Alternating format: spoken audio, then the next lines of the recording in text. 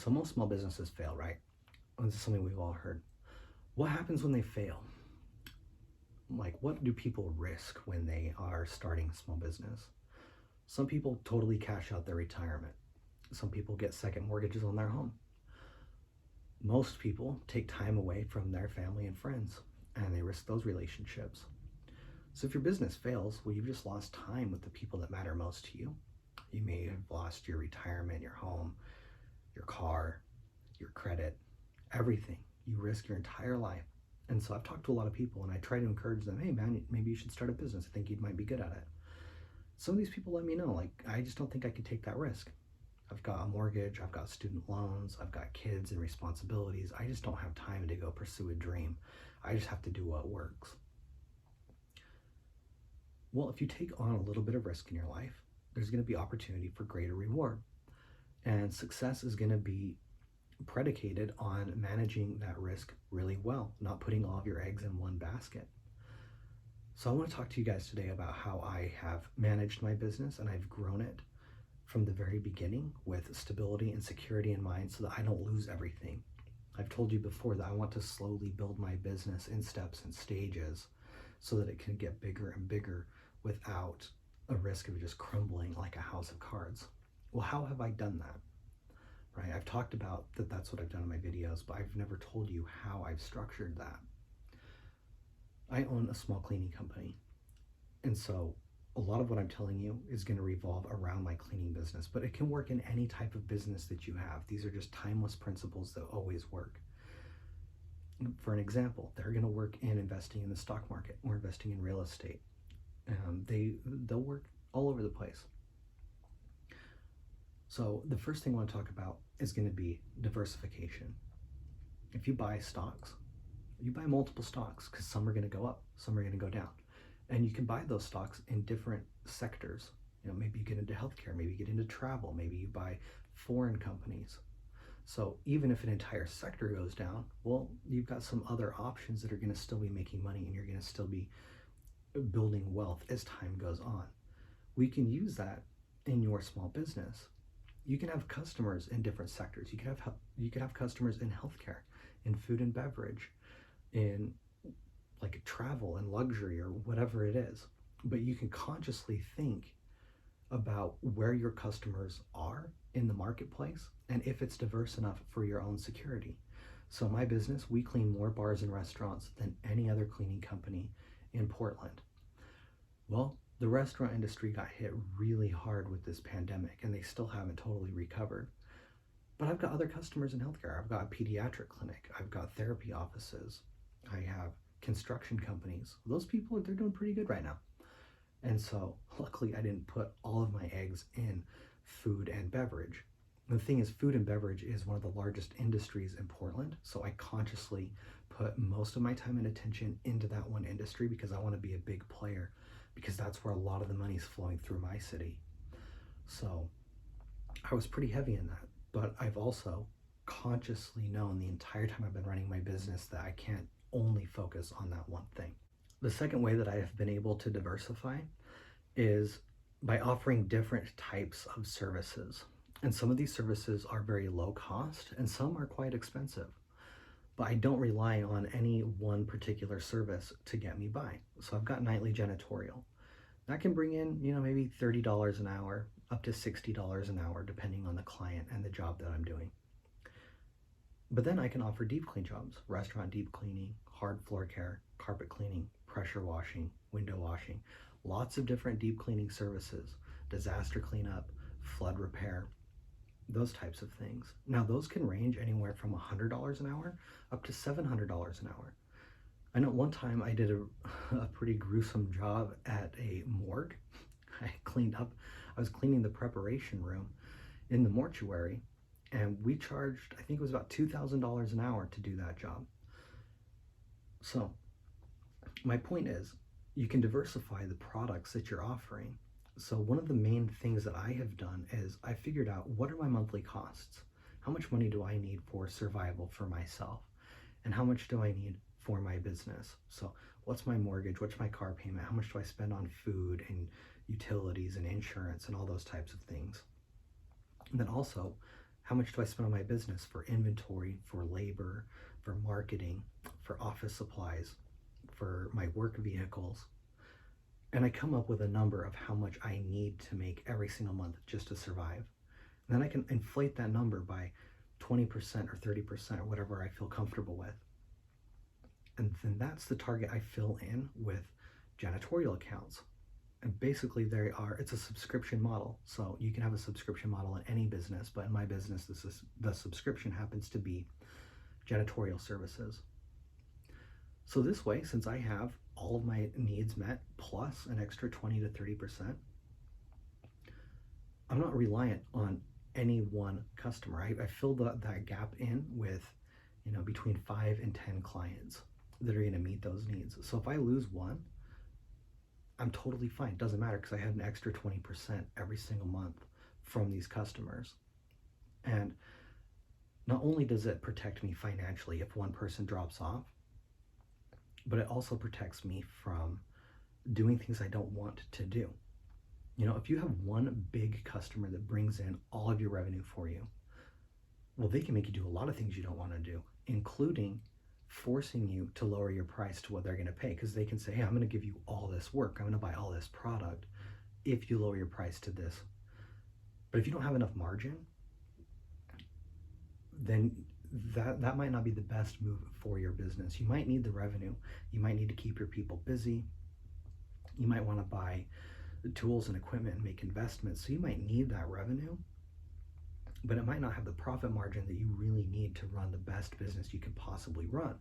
So if you give all of your power to one client that holds too much power over you, they're going to tell you what to do with your pricing. They're going to tell you need to do these jobs or these tasks because that's what we require, but you might not like doing that. You might not be good at doing that. So you feel like you're just wasting your time and it's not very fulfilling. If your staff doesn't like doing it, they might not even want to work for you. So as a business owner, you want to be in control of the services that you're delivering. You don't want other people to tell you, no, you have to do this. Another issue with having one customer that has too much power over you, they might not pay you. You might do a bunch of work for you and then the check just never shows up. That's going to put you out of business almost immediately if that person isn't paying you. They might also pay you late. And then if they're paying you late, all of your bills are going to be late because you only have income from one client.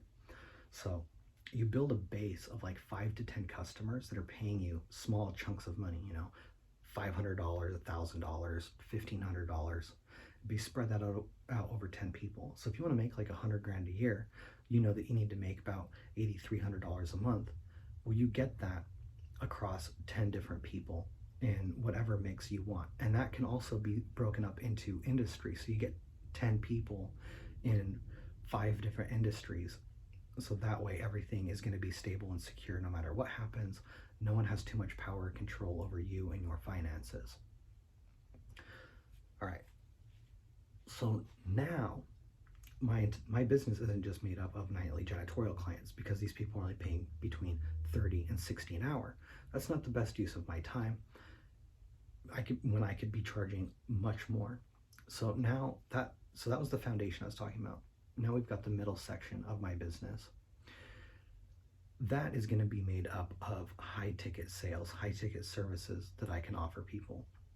So we offer carpet cleaning, pressure washing, hard floor restoration, window washing, high dusting, restaurant deep cleaning, many different services.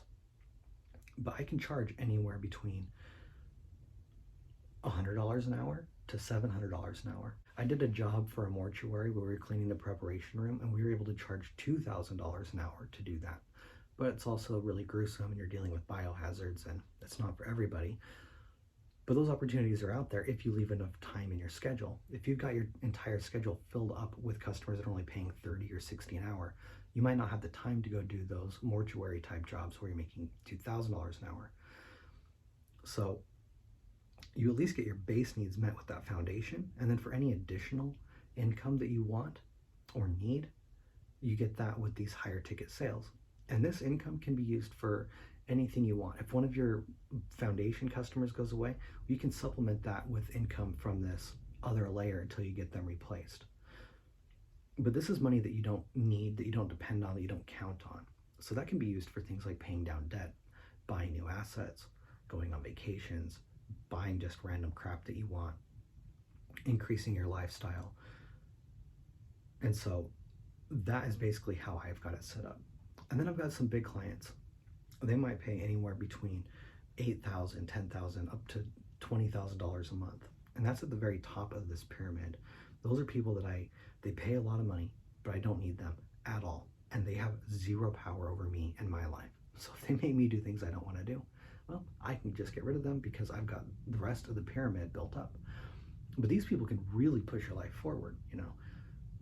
That's where you can buy big items. I bought a brand new van, 2020 Chevy Express 2500 van. It's a beautiful van, but I have the money and the opportunity to buy that because of the big clients that I have. I bought an auto scrubber for $6,500. I bought a roto wash for $4,500. All of these different things are very expensive. And by the way, I didn't just buy those over the entire course of my business. I bought those within the last couple of months.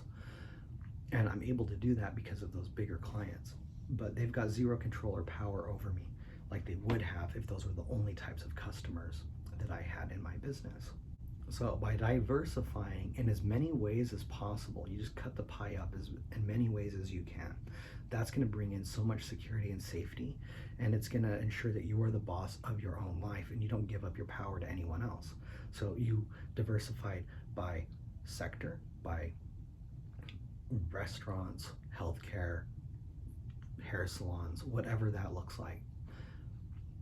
And then you diversify also by services. You have nightly janitorial, or you have like lower ticket sales. Then you have higher ticket sales, which for me are deep clean jobs. And then on top of that, you have the bigger customers that bring in a lot more revenue. But the people on the bottom, they bring in the least per client. And then the people in the middle, they bring in that mid-tier, and then the people at the top bring in the higher one. So I'm not dependent on my foundation. If the foundation got wiped away, just boom, gone. That doesn't really matter to me because I still have the higher ticket sales in the middle, and then I still have the big customer at the top. Big customer at the top goes away, no big deal. Doesn't even matter because I've got the rest of the pyramid. The ones in the middle, if they go away, no big deal because I still have the foundation and I still have the top. So I remember when I first started, I was telling people that I wanted to start my own cleaning company, and a couple of people said, well, you're just gonna fail. Or, you know, I heard about this secondhand from someone else. Like, oh, I was talking to so-and-so and they were laughing at you and they think that you're just gonna fail in your business and it's not gonna succeed.